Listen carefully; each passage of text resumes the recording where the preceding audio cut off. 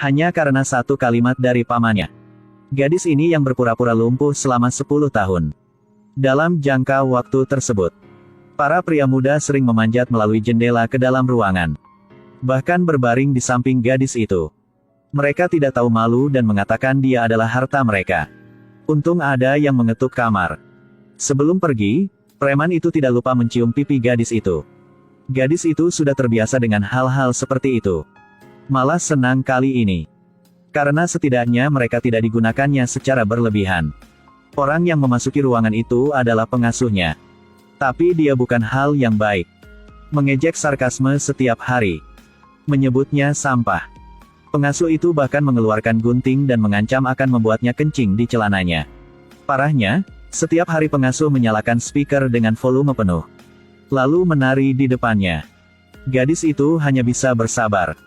Satu-satunya hal yang tidak tahan adalah pengasuh memanggil pengawas daerah untuk masuk ke rumah, atas nama mengunjungi gadis itu. Tapi itu semua trik mereka. Mereka melakukan hal-hal yang tidak sedap dipandang yang tidak dilihat oleh siapapun. Tidak dapat menolak, dia hanya bisa mengertakkan gigi dan bertahan. Tetapi dalam menghadapinya, jika tetap pengecut dan diam, itu tidak membawa kedamaian bagi gadis ini. Gadis yang disiksa oleh mereka untuk waktu yang lama tidak bisa tidur dengan tenang. Di tengah malam seseorang diam-diam membuka selimut gadis itu. Saat itu, gadis tertidur tanpa menyadarinya. Sampai keesokan paginya. Baru membuka matanya, dia baru tahu. Ada seorang pria berbaring di sampingnya. Gadis itu menggunakan seluruh kekuatannya untuk mendorongnya ke bawah. Tanpa diduga, pria itu berdiri dan kentut. Kemudian melompat kembali ke tempat tidur dan tidur lagi. Bahkan mengangkat pantatnya untuk mendorongnya ke tempat tidur. Sampai dia bereaksi. Gadis kecil sedang berjuang dengan tempat tidur. Melihat itu, pria itu mengangkat gadis. Lalu dengan paksa menjatuhkannya dari atas ke tempat tidur. Tindakan itu membuat gadis itu ketakutan. Dia bahkan tidak tahu dari mana pria ini. Tidak tahu apa yang akan dia lakukan. Lalu dia memindahkan meja dan kursi. Lalu mengangkatnya dan memaksanya duduk di kursi. Selanjutnya dia melepas sabuk di celananya. Gadis itu merasa ada yang tidak beres. Cepat ambil garpu dan serang. Akibatnya, pria itu mendorongnya ke lantai. Sampai dia membawanya ke kursi. Gadis itu tidak lagi berani melawan. Jadi apa yang dia inginkan? Berdiri di depan gadis itu.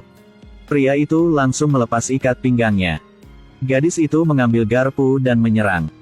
Hasilnya didorong ke lantai oleh pria itu. Setelah diletakkan kembali di kursi, pria mengeluarkan ikat pinggangnya. Lalu kencangkan dia ke kursi. Ini adalah saat dia bereaksi. Ternyata pria itu hanya ingin dia makan saat duduk. Tetapi gadis itu tidak berani makan. Karena dia tidak mengenal pria ini. Hanya bisa melihatnya melahap daging. Sampai dia mengambil piring makanan gadis itu. Gadis itu baru saja lengah.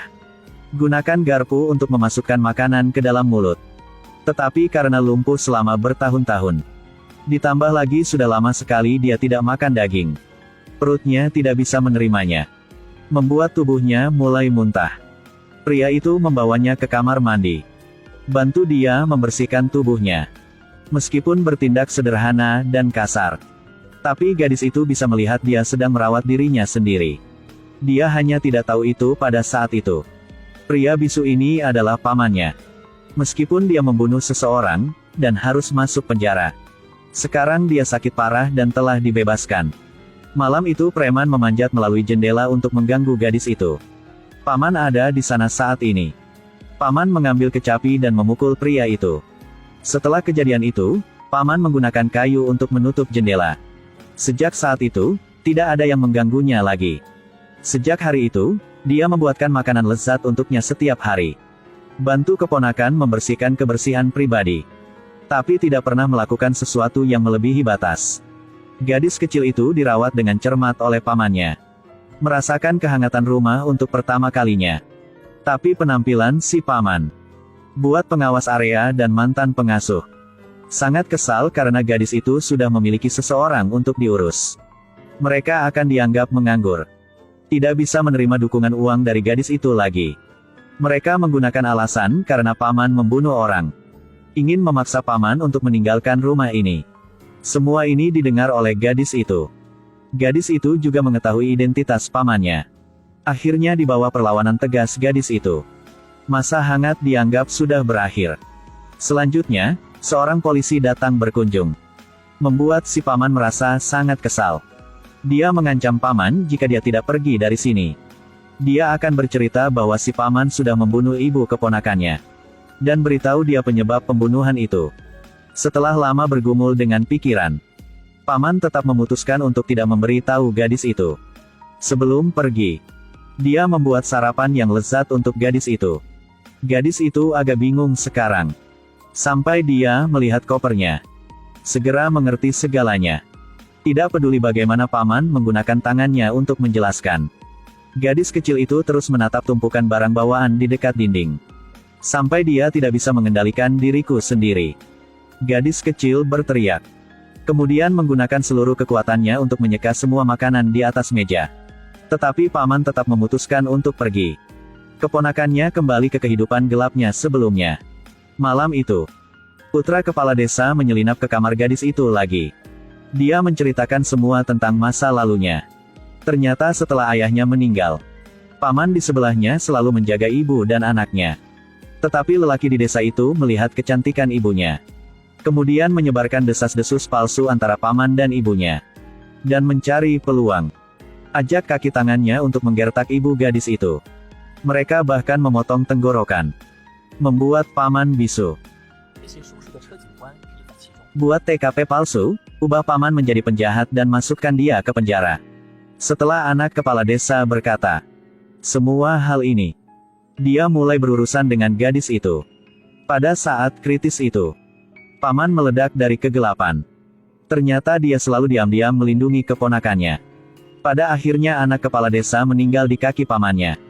Saat itu juga, gadis itu seperti terbangun. Dia tidak memilih untuk diam dan berkompromi, tapi ingin balas dendam. Itu sebabnya dia mengubah gaya rambut dan riasannya begitu cantik. Pertama, dia menemukan pengasuh untuk mengkritiknya. Lalu menuangkan segelas penuh air ke wajahnya. Suruh dia untuk memancing pengawas area ke sini. Kemudian berakting seperti yang mereka lakukan dengannya. Pengasuh itu berlutut di lantai dengan rantai di lehernya. Dia dengan panik melepas celana pria itu. Pria itu berteriak jangan lakukan itu. Pengasuh itu menamparkan wajahnya dengan keras. Lalu pegang tubuh pria itu. Pengasuh duduk di atasnya. Selanjutnya, pukul wajahnya. Ini yang kamu bilang. Maka biar aku memberi kamu kepuasannya ya. Pengasuh mengambil gunting dari lemari.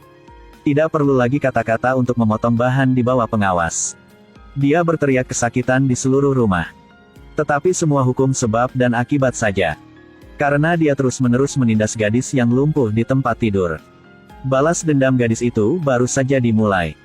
Sasaran selanjutnya adalah kepala desa. Anaknya belum pulang selama 2 hari. Mengikuti jejak terakhir adalah kamar gadis itu. Dia dengan panik menggedor pintu. Tapi di dalam sangat sepi. Wali kota agak khawatir. Tepat pada saat itu, wajah berbunga-bunga pengasuh itu keluar. Mengejutkan kepala desa dan jatuh ke tanah. Dia meninggal di tempat. Setelah paman selesai menangani tubuh itu, telah menghapus semua pelindung jendela. Malam itu preman memanjat melalui jendela lagi.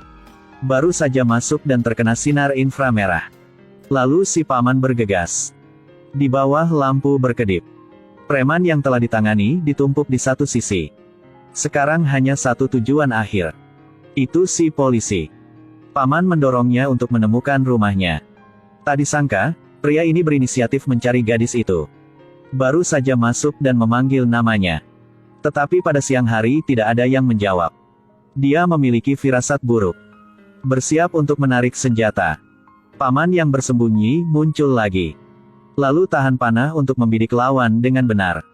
Dia mengambil pistol dari polisi. Semuanya terpecahkan pada akhirnya. Ketika paman menjemput cucunya, paman mulai batuk tanpa henti. Pada akhirnya dia muntah darah dan jatuh ke tanah. Penyakit pamannya tidak mengizinkan dia untuk melindungi cucu perempuan lagi. Paman menatap keponakannya dan menangis. Tapi tidak bisa mengatakan sepatah kata pun. Dia memikirkan saat ibu keponakannya dibunuh. Dia pribadi memberitahu keponakannya. Bodohlah jika kau ingin hidup.